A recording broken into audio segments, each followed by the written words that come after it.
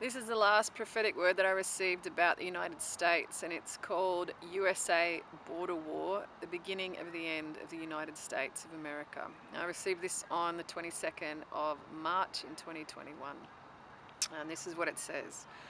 War will break out. First there will be localized attacks, followed by a steady ingress of migrants across the southern border.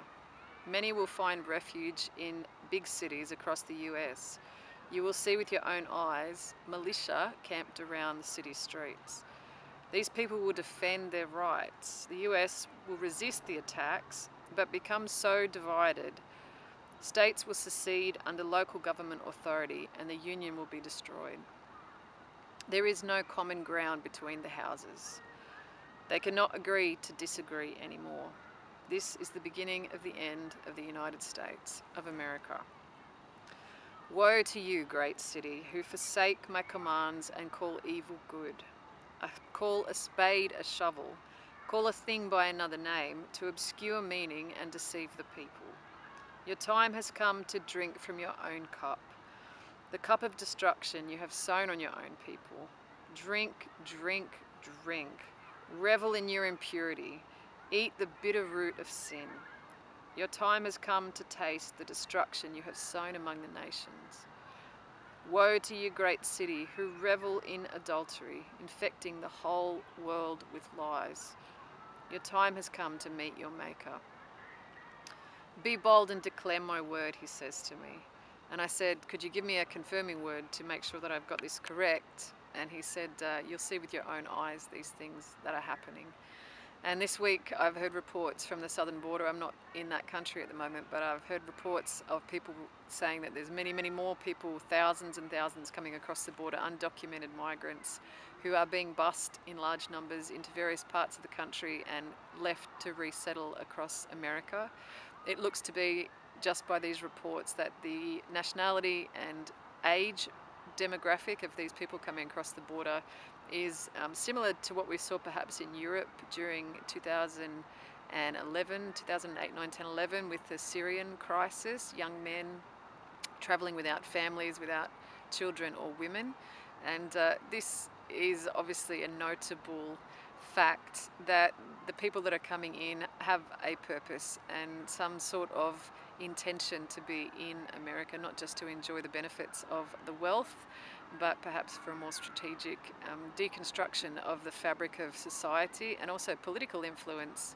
People are saying that this is to stack the voting in favour of Democrats against the Republicans to secure the Democrat vote into the long term. But really, if you dilute the power and the unity of a population with, social division in various forms, nationality, things that cause people to be dissimilar and disconnected from one another in smaller groups of political influence, then you also increase the power of the state and cause people to be subject to the state without the ability to really contest meaningfully any powerful way against what the state is planning to do against the population or over the population. And so it's a way to gain and increase more power for the state and dilute the power of the population and their political influence over outcomes. So that looks to be what's happening. In amongst this as well, we see that America's economy is under stress. We have seen 5 banks collapse in the last month or so.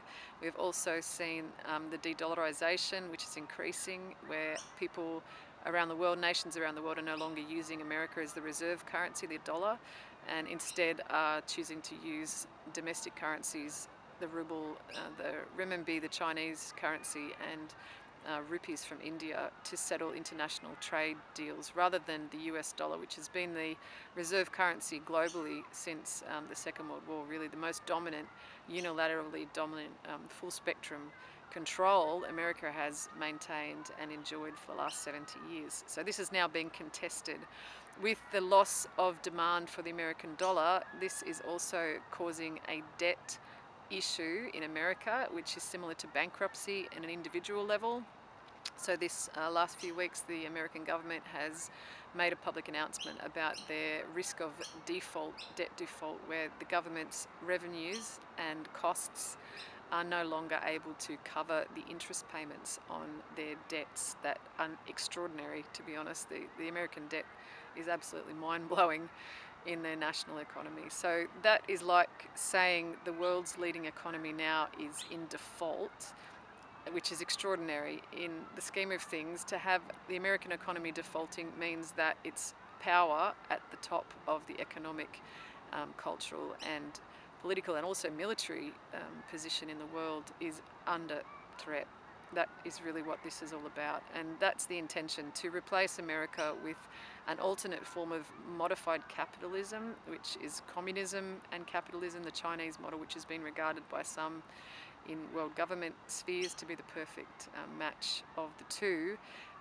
This has been decided behind closed doors, and for many years since Marx wrote his books in the 1800s and 1900s through the revolutions of the communist overthrow, one of the things that they were not able to achieve, even though they overthrew a number of nations and turned the revolution into a communist state, the American Christian roots were always too strong for Marx to penetrate and to gain a footing with an atheistic form of state government model.